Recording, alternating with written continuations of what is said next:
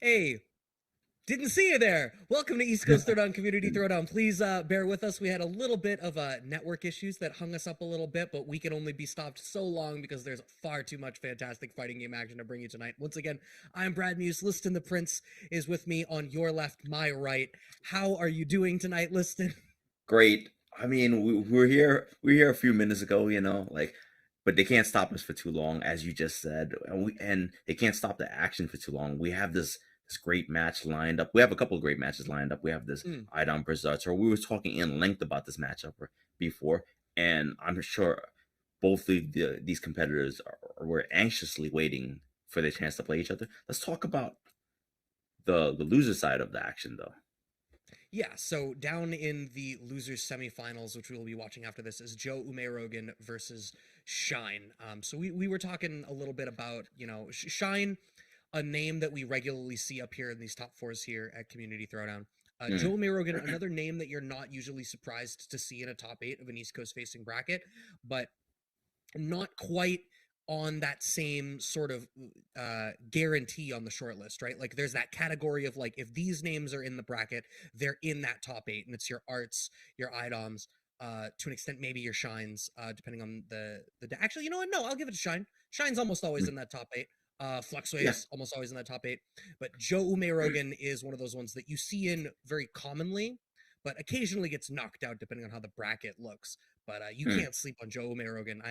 For me to say, I was watching the old CEO footage earlier today for something, and it's wild to be like, yeah, maybe not guarantee in the short list after the top 8, the top 16 and the top 8 run that he had. I think I hear the winners. I hear the winners match going off in the background. iDom versus Art loading in the background.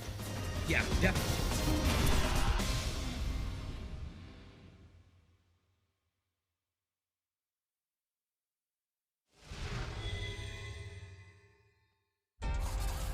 Round 1.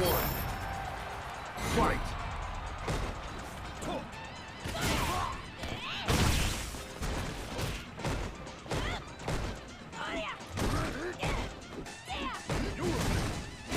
Experimenting with B-Skill 2, maybe much more than other sim players have.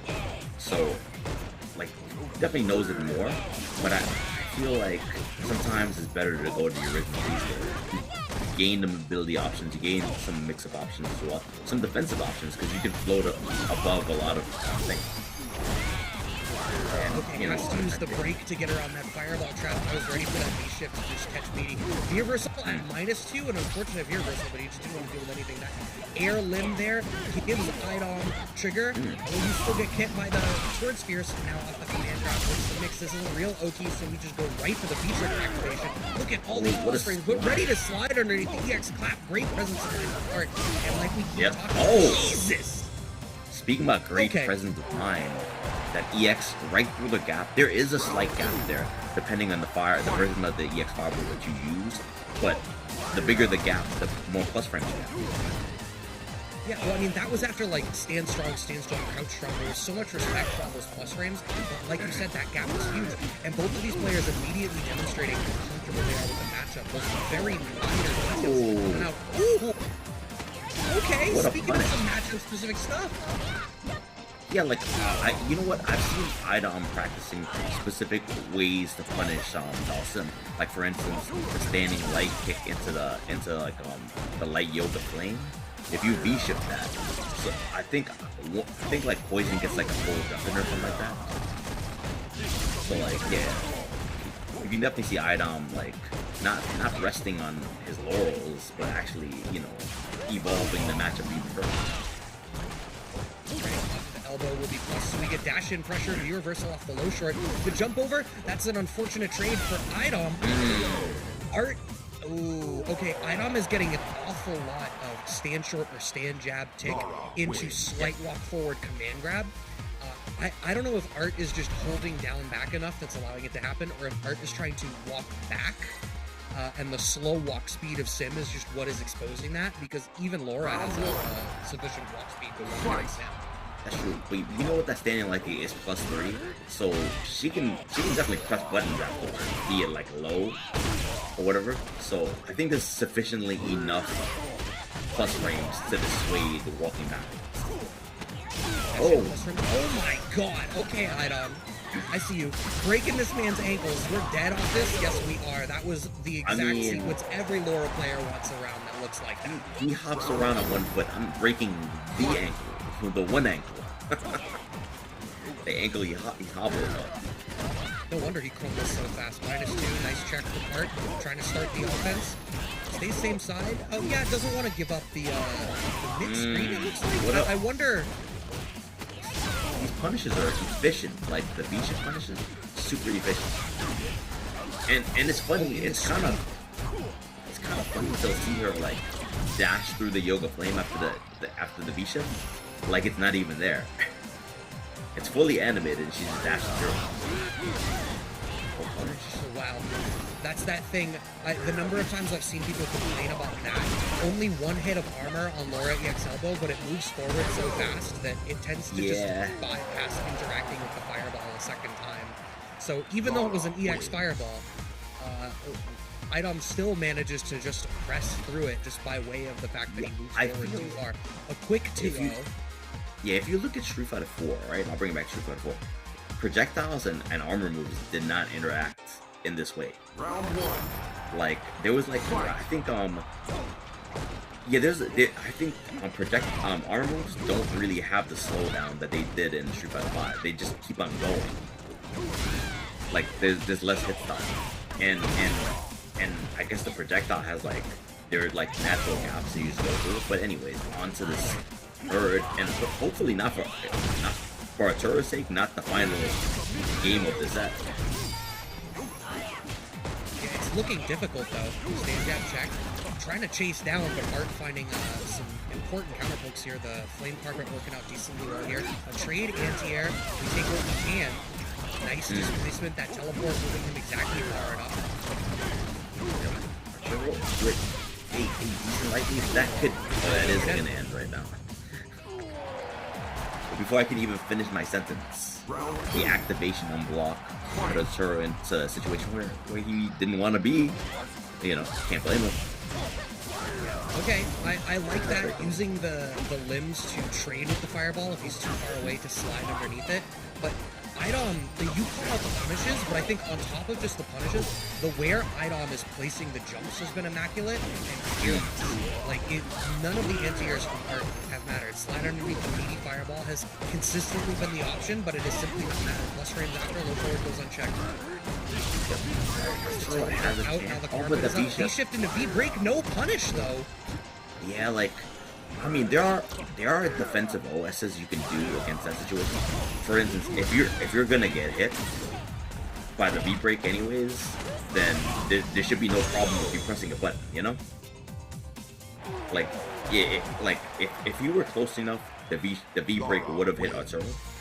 So there's no issue with you just sliding, because you were gonna get hit anyway, right? But if there's an offset chance that it's gonna whiff, is gonna fall short on the mark, then you'd get like an auto punish, so to speak. Right. Yeah. And that ended up being. I'm sorry. Say what you're saying. No, I was just gonna say it was a really quick 3-0 for iDom. And was. One thing to call out is I feel like Art looked a little off the game. There was a point in that game too, there was a medium punch elbow that got blocked. That's like, I think MP elbow from Laura is like at least -7, if not more. I don't remember if it's -7 or minus. I think EX is -14 and MP is -7. So unchecked there, iDom ended up pressing a little bit after. But then also, it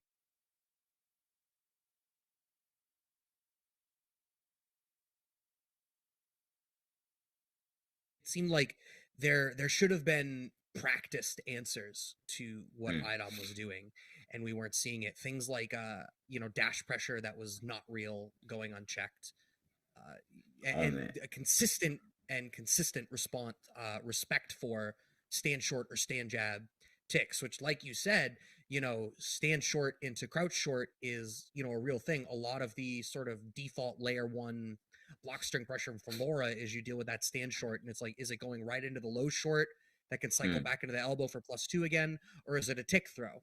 But with the amount that it was the tick command grab, I'm surprised that we didn't see Art I mean, even at least start cycling in like TK Gale or something.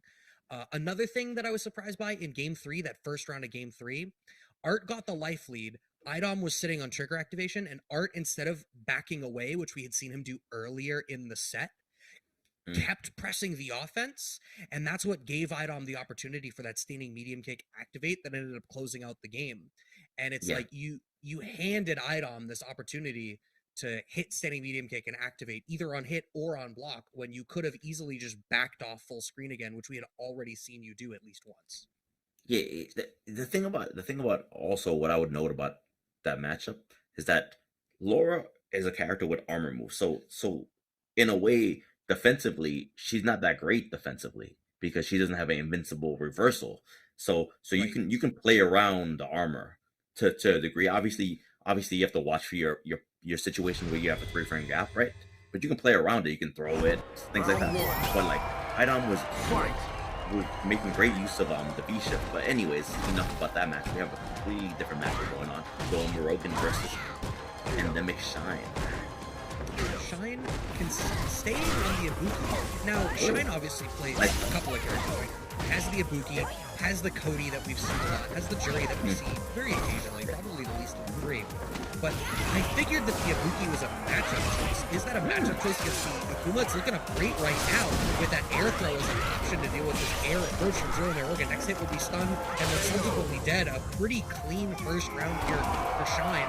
Absolutely dismantling the air approach attempts being represented from JOE UMEROGAN. Yeah, I would say that it looks like it's a matchup choice because I've seen Shine specifically go to this character in very specific matchups. Like, although I feel he can do the Cody versus the Akuma, but I feel maybe he's trying to warm the Ibuki up for a Turo. That's also super possible. Great with punish there on the Shine. The skill connects. JOE UMEROGAN fully loaded down here. Gets away with this air fireball. As much as we saw that air fireball from Shine, it looks like in the mid-screen position, we're seeing far less of it. Yep. Oh, is that gonna hit? It is gonna hit. And Shine would have been able to convert into a kill combo anyways if that had not been killed. What's wild is you can tell that JOE UMEROGAN did that specifically so that they could buffer an anti-air after the fact. A lot of people use that V-trigger screen freeze for that. So by virtue of the fact that Shine threw the cooldown early in the jump and hibernate it rather than going for like a regular jump or a later EX or something, is like any other call once Shine went to the air would have resulted in JOE UMEROGAN winning that round. Another early kunai. That's something Shine represents fairly often. Lord Fierce gets blocked this time. We're running that in the last round, but mainly working out so much. Oh no. Wow, that just... Oh, not oh no. You got the stun, never mind. Okay, it doesn't spend any kunai or any meter on that. I think Shine might have been able to kill with a double EX, but I respect not wanting to spend that many resources. But JOE UMEROGAN on offense. Yeah, it's such a healthy life lead, but here's the thing, you're a Buki and this is Akuma damage. Just because you had a life lead doesn't mean you will the whole time. But threading in that low forward as JOE UMEROGAN tries to forward through a gap and make something happen. Up first round, now in game 2 here. This is a 2 out of 3 as our loser semis. Great standing medium kick check from JOE UMEROGAN, something that he represents really well. Using the +8 situation at the EX. Red Fireball gets stunned. Because it was the crush counter that started it, obviously there's some scaling, but Ibuki's low life doesn't really, it doesn't really help her, on taking it. Oh no! I don't know. That's a couple of drops all in sequence. Like JOE UMEROGAN dropping the low strong counter hit confirm, and then Shine also dropping the low CA. forward check there. Yep. I feel like Shine didn't want to do that CA, and I'm not really sure what's happening right now, to be honest with you. Yeah, I'm assuming some CFN stuff maybe. Oh no. I think we got their match is probably going on. We probably got kicked out of it or whatever. Maybe. But going back to that low medium kick in the super, I'm not even sure if Shine really wanted the super there. I think that maybe it was supposed to be like DP because you can link a DP Maybe. after low medium kick. I think he got like a buffer, Round one. which will happen if you're already holding down forward, and if you do a fireball hold, you can sometimes you get super. Oh man, honey. Okay. So I think that was playing the same round. And I see in the Discord, Joe Umerogan has said GG's, which tells me that I think you were right. They finished out the set. And what happened was we got DC'd, and then it tried to resynchronize us just before the match ended. So going with Shine as the victor because Joe Umerogan said GG's on the 2 out of 3. Yeah. Which would mean that Shine gets to play against Art. So it's entirely possible that Shine is going to rock the Ibuki into the sim, and then this ends up, like you just said, the right pick to warm up the Ibuki call, which I think Ibuki versus and the bracket has Cody been updated. Yeah, Shine has won the set officially. I agree. Shine's probably warming up the Ibuki because, like, and I know Cody players hate the Dawson matchup. In fact, I think if it's not the worst matchup that Cody has, it's one of the worst. It's probably top 2 bad matchups, but I actually think it's Cody's worst matchup. So I think so. So like, yeah. So as somebody that has a terrible matchup against Dawson, I understand. I do. Right? Yeah, I can believe it, right? Like, what's Cody want to do? Right? Cody doesn't have an immaculate walk speed. He doesn't really have, like, Zonk doesn't have armor or anything like that. Kind of like, jumps high. You have to really, like, at round start, get a good read. You want, like, a big whiff punish, or maybe you can throw, like, an EX Tornado. But even, like, if you commit to an EX Tornado, it's not like in other matchups where, like Poison, for example, where if you throw the EX Tornado and you trade with the whip, at least the EX Tornado secures you the knockdown and you get some frame advantage out of it and the ability to freely move forward into some space. No, Sim is probably just going to teleport and bypass the tornado whatsoever. So you don't necessarily get the same thing out of it. So it leaves you at the spot where, like, you're making these really difficult calls of, you've got, like, Crime Sway maybe if you end up in mid-range, or plus I guess you could make a huge read on, like, a ruffian kick or something to secure a knockdown, but that's so committal of a call.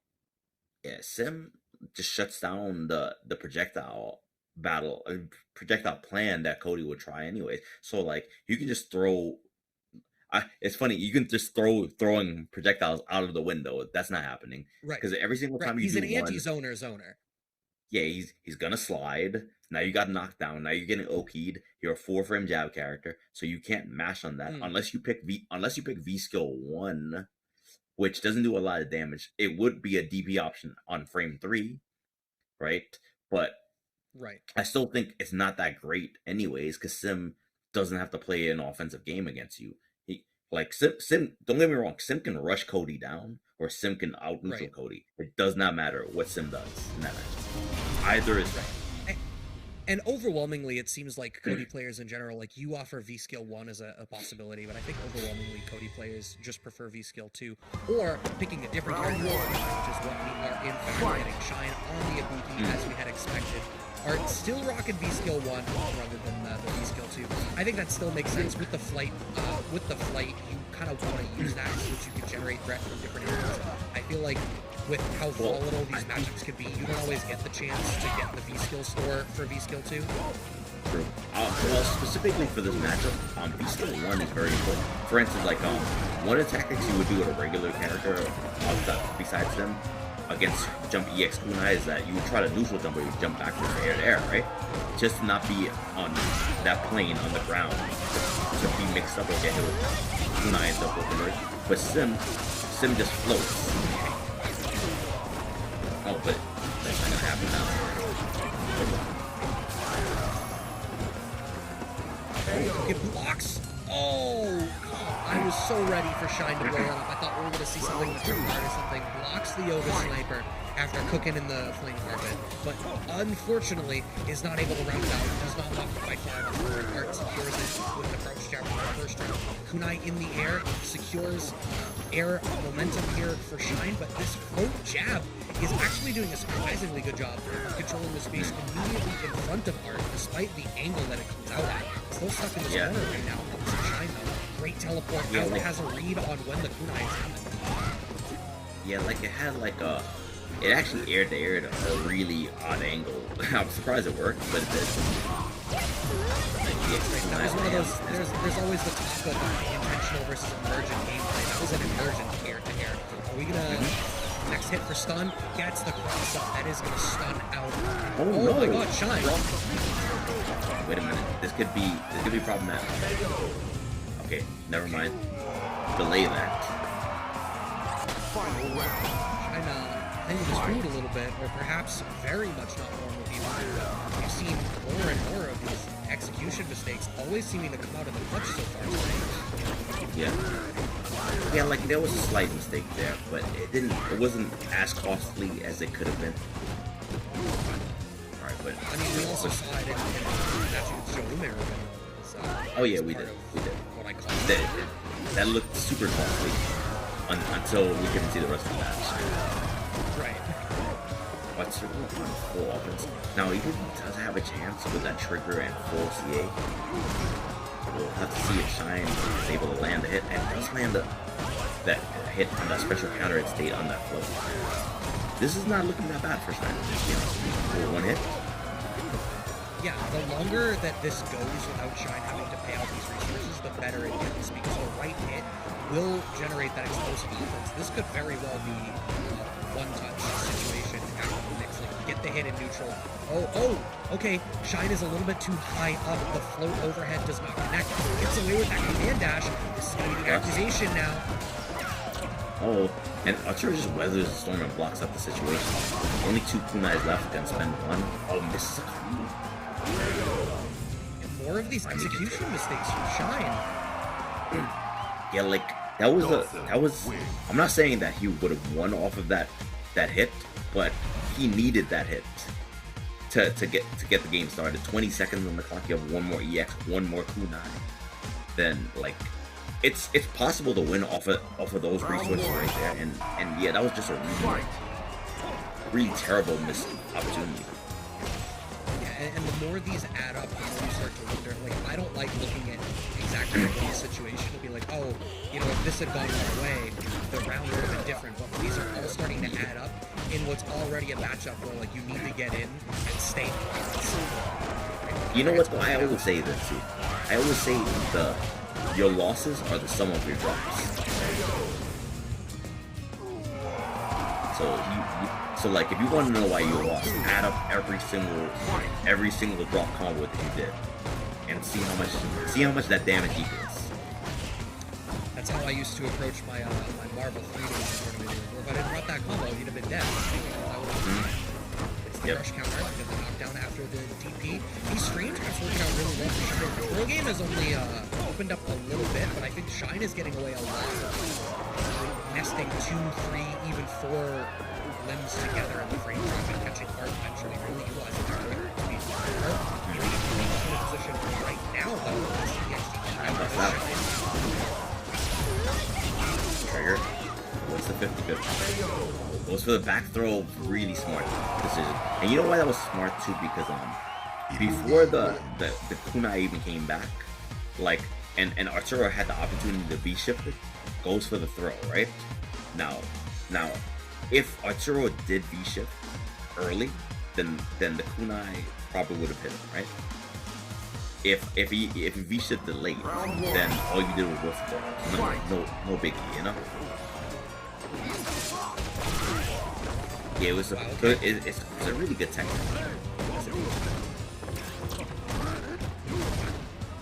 Teleports in place just to displaces enough to dodge the air.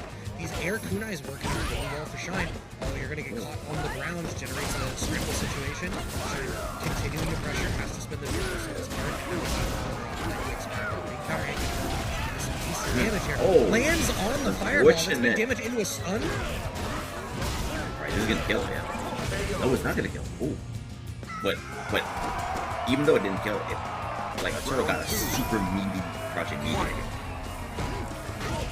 here.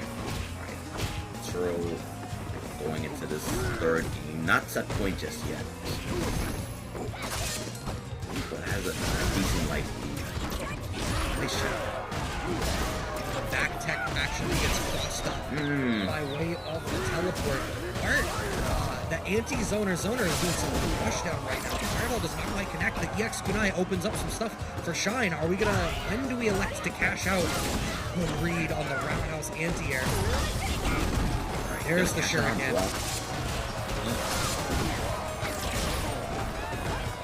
Yeah, it looked like it was like slight 2 touches. Wait a minute. Oh, the kunai was too shallow because Art didn't counterpoke.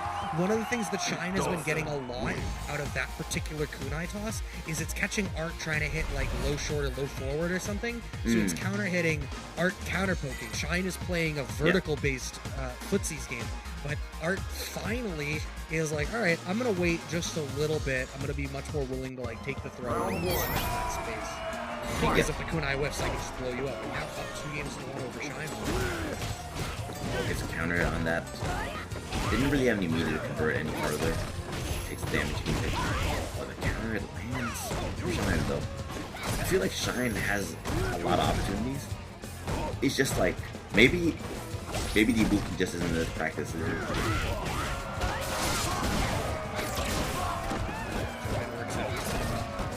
now. Pressuring behind the kunai. Could be stunned. We got slide activation from Art. Stays same side. Unfortunately pushes Shine out of the flamethrower, but that's still a fair amount of gray life. And now Shine overextends into the EX Fireball. That's a whole lot of damage. Life about even, which is potentially to Art's benefit. As he pushes Shine back into the corner, that is going to close out the round. Yeah, like Shine took the opportunity to spend the EX to get those kunai, get the kunas, but that's going to be a wasted EX because he wasn't even able to use any kunais and still lose the round. Alright, but Sometimes I feel like Shine uses the kunai a little bit too freely. I feel like Shine is very willing to let like regular air kunai rock, or to let the max kunai toss go on these big reads to lead to a lot of damage. Or sometimes I would prefer if we just saw more of the EX kunai to generate a more traditional strike through RBS on the ground. Strong counter poke here, opening up the corner offense, stays same side, catches the low check. A back throw doesn't stun here. the challenge from Arturo with stun looming. What a good call just to get out of that corner. And Shine is in a very precarious position right now. You just have to wait for the sniper. You know it's coming. Oh wait, hold on. Just barely out. Oh, with the last kunai. I know, like, I was like, yo, I mean, it did, the conversion was great, just unfortunately that Arturo survived with a pixel light, but Shine keeping that presence of mind just to close out that round and give him another shot at winning this set. Really chasing down right now is Shine. Unfortunately, the way that Shine is going to the air is giving Art more opportunities to slide in order to get out. So Shine is surrendering the corner position very frequently here. And here it happens again, though this time it's by way of an opportunity that Art made for himself. Stays same side on the scramble into the air here. Tries to anti with this spinning light punch. Yeah, it's, you know, that was one of those nerfs that the awesome players definitely hated.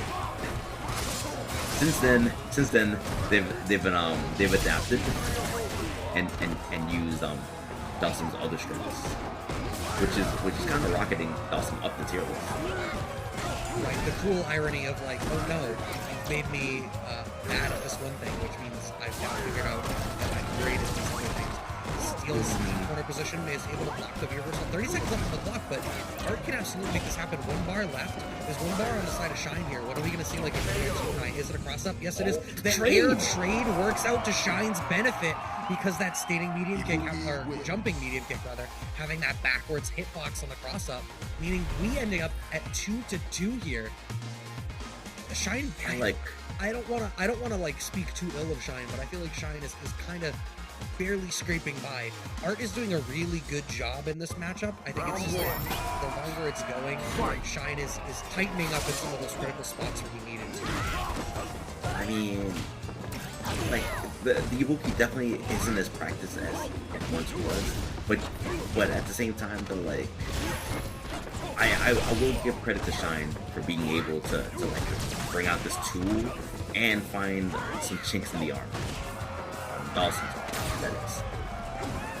And I think for the Shine actually has a life lead now again, a really big life lead. And maybe for the first time he's gonna take the lead of the set. Yeah, Shine is now on set 1. That's super cool. You have so much momentum. And that's one of those things about Sim, right? Like, Sim really can get bulldozed over. That's why you pick Ibuki in this matchup. That's why you're comfortable in this matchup. Great confirm there. Right here, but Shine, connects. great spot. So much from it. So Walter will be able to mount this comeback, win this round, tie it all up in round. They're both sitting on trigger. Art's made a great adjustment in this round, where Art is recognizing that at certain spots Shine is trying to cover the mid-screen with a kunai, and then go to the air, and Art is just taking the air-to-air to set up the dive kick to open up approach on the ground rather than trying to get much else. Bait on the DP doesn't get much out of it. Shine can make this happen. We have the big shuriken on deck. Oh, that's gonna kill. V-reversal is gonna do it. The air EX kunai ends up baiting Art into the V-reversal and closes out the round, the game, and the set. Shine with a close 3-2 through the losers finals earns the opportunity to go and play against iDom up in the grands. And I'm immediately wondering, what character do we see into, well, I mean, I suppose for both of them, right? Because I was about to be like, what do we see picked into the Laura? But iDom could realistically pick the poison, right? Who knows? I think Cody doesn't do well against either of iDom's characters. Maybe more against Laura, but definitely not against poison.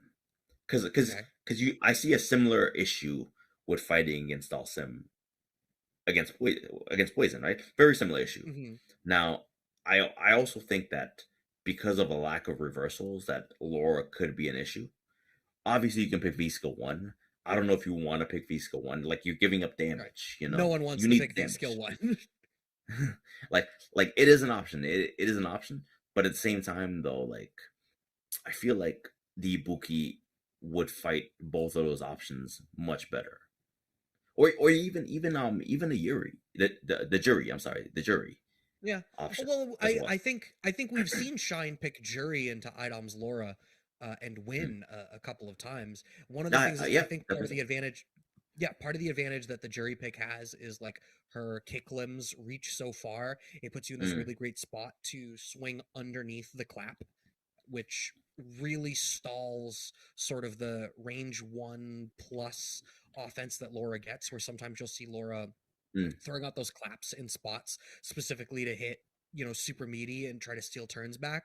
And you absolutely don't have to respect that as Jury. Maybe you don't get the same opportunity as Cody to disrespect that, right? Because your best limbs are not your low kicks, right? Like, you want to be hitting crouching jab into, your standing target combo or something, and you don't really get to swing through the clap in that way. At least with Ibuki, you could do the, low forward into EX kunai or something if you really call out the read and start something up.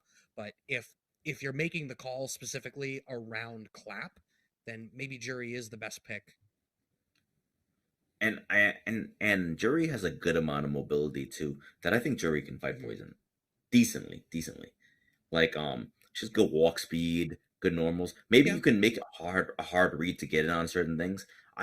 Callisto did very well against iDom yesterday at NLBC. I think in the winners finals, I don't think it was quite as well in the grand finals, but it was good. We are loading in. It is the Cody on the side of Shine, and it is the poison on the side of iDom. Okay. Round 1. I'm not saying that this is completely a surprise, but obviously Shine feels some comfort in this matchup. It's also, you know, we got a lore matchup. We got Abigail there in the back. We're on the Metro City stage. Right, but iDom with a significant life lead has a position, but nice jump out from Shine. And iDom didn't take the risk on that down. Probably medium punch would have definitely missed the way it was angled. Jumping, unfortunately, just too far away. The knife is now active for Shine, gets the throw to start things off. Got him. iDom, you can see walking back now in the corner, really has to just kind of accept all of this pressure. We have a little bit more charge on the knife, but a big back throw for iDom. That's going to be the trigger activation. iDom can kill on the right hit here, so catches in the shimmy, and that is exactly what iDom does. Only needs the one bar, and that one bar is even only used to generate the plus frames for the shimmy to happen. First round of the grand finals going to iDom. Yeah, that situation is so hard to deal with if you're a 4-frame jab character. Because the nerf to heart rate is on. And from +2 to +1, but even 4-frame jab characters, it doesn't really matter. You know, you can go for throw mix-up still in that situation. But, and like, this life lead is incredible. Like, Shine is gonna have to try to bank on this trigger just to get back into this game. Yeah, but there's not a mix-up at play here, right? Like, I understand why a lot of people have learned to appreciate the knife. It's a straight physical, but in a situation like this, what do you have? Look at all that gray life. Shine finally represents a low forward, but it's literally the only thing that Shine has gotten out of this entire phase trigger. iDom going to close out the round. Shine literally walked iDom down from corner to corner with nothing but pokes, and iDom at no point was dissuaded from just holding back and walking all the way back to the corner. Because what reason did you have to do anything else? There was no threat of throw, because Shine was representing the strength of the knife, which is that you generate that poke threat from farther away. There isn't a real super effective low poke direction, and you know what's left? There's no reason not to just block. I love the weight right there that iDom did. Well, it stood out right outside of the projectile's range, because it will dissipate. It doesn't go full screen, right? Stood right there when Shine jumped. You know, just delayed doing the actual like heart rate. iDom's punish is always on point. Shine's gonna have to really do something. Oh, sorry. Yeah. So I was going to say that was the second time that we've seen Shine kind of commit to the steady medium kick and just kind of get smoked for him. Situation with heart rate once again. Shine's going to have to really do something drastic to break this defense. Because right now it seems that iDom is in complete control of the pacing, the space, and the spacing of the match. As one would be if they used poison. And even there, like, the big charged EX song, it should have been the big party starter for Cody, but there's not sufficient threat to keep iDom from just walking back. Now we're in the corner, you're dealing with all this shit, but the second Shine starts to get into that, you know, throw range, only then does iDom represent some sort of a threat. Otherwise, you're perfectly content to just wait. But 50 seconds left on the clock, and Shine actually earned a life lead off of that shimmy. Wait a minute. Okay, CA, if this connects, that closes out the round. It is going to connect, and it is going to close out the round. Yeah, like, obviously, Cody isn't known for the reversal game, wake up DP game and all that, like, outside of the B-Skill 1, but everybody has a CA, and if you have it, you have the respect to some degree. You kind of forget about it sometimes too, right? Yeah. Like the iron switch. Sometimes you just forget about it. Yeah, but Shine goes to the option that the risky option, but at the same time, the risk and the reward were the same. That's a big answer over here for iDom, pushing Shine back into the corner. Shine does have triggers, so we're going to be watching the trigger activation, but I can't help but feel like it's going to be the same thing that we've seen so many times, which is the trigger activation comes out, and then iDom just begins holding back on the controller, and is completely content to Clean jump. Space. Here's a big jump in. Yeah, clean jump Situation. The counter hit. Oh, he tried to go for the air reset, because you can't air reset with crouching medium punch. It has the knife down phone has juggle points. Right. Cody wins. Right. misses a reset, but still takes that game. We are tied up 1-1, and if we're going by how the first game and even the first round of that set was looking, it wasn't looking very good for Shine at all. No, not at all. I'm actually. I was literally in the process of writing Shine off to be like, well, what's the trigger really gonna do? But I feel like Shine used the threat of the trigger to open up a different element of the ground game that hadn't really been sufficiently represented. Yeah, now it's starting to like represent the dodge a little bit too far to get a punch, but it was cool. maybe just to have something for iDom to have to think about, right? Yeah. Execution gets the good knockdown. And iDom, just pushing too far out. I see what Shine is doing. So what Shine is doing is Shine is recognizing that iDom is giving respect until a certain range, and then is swinging back. Here it is again, exactly. Shine walks in far enough to iDom to check the forward movement to stop the throw, and Shine is stopping just outside of it, sustaining the pick for the counter poke check, and it is going eventually to force iDom to stop and play a little bit more cautiously in that space, and hopefully open up the throw game that Shine is so critically missing. Yeah, everything right now, it looks like one is this way, the counter pokes. Probably open up the throw game as you alluded to, but maybe also opening up the dashing game too, because very good at checking forward movement. Yeah, you're exactly right. I think that's the thing that Shine is here. Once the knife comes out, that's what iDom starts to do. That movement. Right, the good knockdown again, goes for the throw. A nice jump out from iDom, walks out of range of what was definitely going to be the back throw for Shine. Trigger activation has come out. iDom waits for the air, the anti-air. Yeah, that was a scary situation to be in. So I don't blame Shine for trying to tank there, because you know you're getting cooked. That throw was gonna do mad damage. I don't know if you would die from it, but damn sure close to it. But right now, this is the battle to see who's getting the 2-1 lead. And Shine looking pretty good for that, especially after that damage.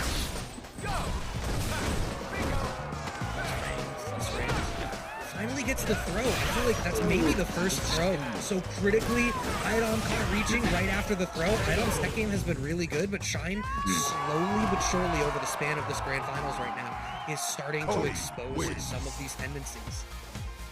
Yeah, the thing is about iDom though, iDom 1 gets 2 sets, and 2 is usually very, very good at making those adjustments in these sets. iDom's set play and his sort of match IQ is immaculate. Yeah, like iDom is able to get a lot of information in a short period of time, and able to, like, you know, implement them easily. Right now, Shine doing a good job of just kind of like exposing some of the tendencies, the defensive tendencies of iDom. Oh yeah, once again, exactly. Back to your point. Yeah, it's the same thing. It's the big thing that iDom really needs to contend with right now. Once Shine gets into that range, it's kind of identified where it is iDom is going to check, exactly where on the screen iDom will surrender and where he won't. Has a slight life lead right now. iDom fishing for trigger, finds it on the crouch fears. Molotov comes out. Ooh, plus on whiff. I've heard of plus on whiff for throws, but... But the cheeky cartwheel kind of leads to this whole situation, this life lead for iDom. Shine's gonna take that throw. Has another opportunity, has trigger, has full CA. Where he tries to use the plus ring to get in. iDom smartly avoiding that horizontal face and going vertical. Because how would you beat a move that's traveling at you horizontally? You neutral, right?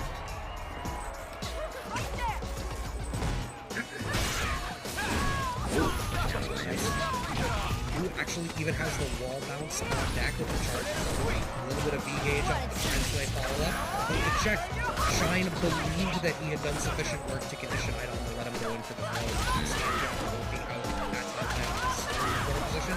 Catches with the second throw. Full freeze though, we do not see another throw. Beerus out, but goes through the tornado and catches Shine reaching. That's going to be the stun. That's going to be the game. It should be, I think, unless the scaling is too high. Nah, Nope, not it high does enough. close it out. 2 games apiece. The scaling on that combo is never high. But Some yeah, of the iDom. damage that I've seen Poison do, especially with V-Trigger 1, is it's disgusting how much she can cash out when she wants Yeah, like to. the funny thing about her damage too is that it's not even represented well in my training mode. So it'll say how much damage you lost from the combo, but not how much damage you actually lost in that whole scenario because you were losing burn health too. Right. So you end up having to add on like a jab's worth of damage, maybe more than that. Maybe like 2 jabs worth of damage. And I know it sounds like a little when I say jabs, but some jabs do like 40 damage, you know? Like, Well, I mean, even so, think about the number of times that you're impressed with the damage is always because you're like, wow, that really killed. And usually if it didn't kill by less than a jab. So there ends up the difference maker. I think that's an astute thought from you. Shine with a sizable life deficit trying to work through right now. Catches the low check. Wow, that's the first time we've seen Shine really get in close enough to check with the low short and try to make something happen. The last knife has come out, but iDom still on this life lead. Big anti-air. The knife is gone. oh, Wow. it seems like All right, Shine, you fishing? Fishing for that. Yeah, fishing for that. Oh, what a sneaky walk up. Oh, and the delay, the Cody special with the slight delays and the jab. There's a slight gap in between that. Get the counter confirmed, and Cody can do 3 jabs. But Shine is on set point, trying to reset the bracket, trying to get the Shin Grand Finals. Will he be able to get in past this defense? This wall. You can already see iDom, one of the adjustments that iDom is making is a lot more neutral jump with like neutral jump fierce to try to generate threat that way. Obviously worried about like solo and MK Ruffian and stuff. Jump light kick works as an air-to-air in this situation, so a lot of respect defensively, find the throw. Shine at extreme life deficit. We've seen this happen before, but oh, that's so close. Yeah, take the throw. You take the throw there. You know, perfect take there. iDom. It has his Game Shark installed. Now you're cooking. Still sitting in the fire. With the big anti-air connects. Not big necessarily for damage, but big in the momentum shift that it does. We're not going to be able to close out off of this. Heart rate connects. We got the plus frames. CA on deck for Shine, though. The right call here can make this happen. How gutsy does Shine want to be? I don't know with the amount of life that Shine has that you want to bet it all on an MK Ruffian, but I do know all of those stand short, stand medium kicks have a CA effort behind it, but the jump in does not land. iDom is ready with the crouching strong, and we are either seeing the set or the reset right now.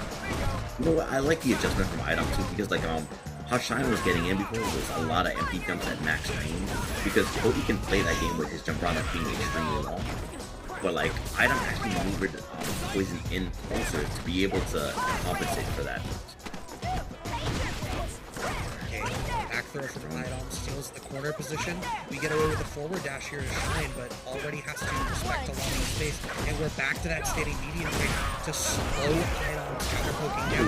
Wow, the standing short check through the EX zone. It's not gonna be a the tech. Standing to his anti-air, but the check again. Has to be worse than that. Shine with the 1 EX bar, that makes this pretty difficult. What do you spend it on? Oh, you spend in the plus 4 situation. Zone? Oh, but walks into it. Yeah, we did not represent the standing medium kick. We thought that we were going to get away with the throw, but iDom did believe in the read, found the counter poke, closed out the round. A close 3-2. Congratulations to iDom. I don't know how many of these has iDom won now? A lot. I think iDom's only lost 1.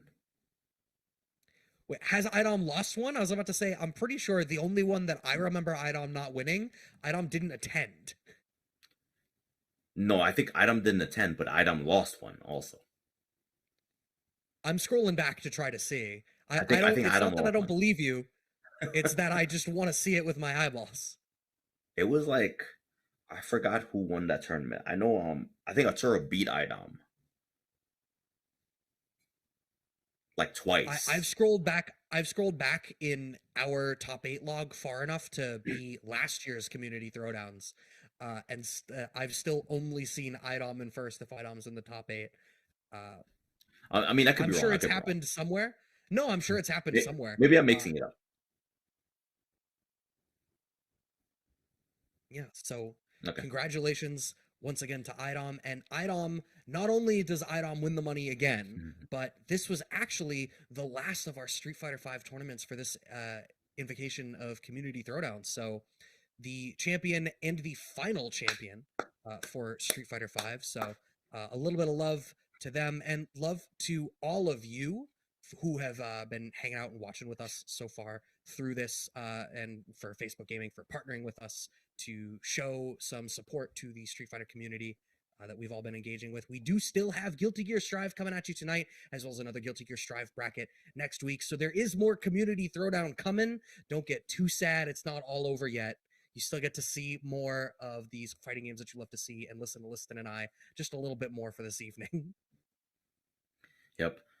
Hope you guys enjoyed the action so far, and definitely that was a great grand finals. It's a grand finals I've seen before multiple Right. times. We haven't seen them play in a grand final setting in a while, because like a lot of players have stepped their games Right. up, so Yeah. so like a lot of names have been cycling around, but the one constant is always iDom is pretty much always up there. Yeah. Yeah, I mean, well, iDom's one of the best players in the world, a CPT Oh yeah, champion for a reason, right? Like Mhm. has their own costume. You can Mhm. buy iDom's costume, and Definitely. there's a reason, right? Like I remember watching iDom back in season 1 on Laura when Laura was like not great, right? Or was widely considered not great. Obviously got a lot of dubs in the season 2, season 2.5 time period Hmm. where Laura was maybe the best that she was through the span of Street Fighter 5 with that, Yeah. great standing medium kick that lunged forward. But whatever they do to that character, iDom's still really great at piloting the vehicle that is Laura, or the vehicle that is whatever character he picks. Mm. To victory. And we're going to be piloting this show to a break. We're going to take a quick 5 Mm. minutes. So go get some water, go scratch your pets. We will be back with Guilty Gear Strive in just a short time. So keep it locked and loaded, y'all. See you in a few.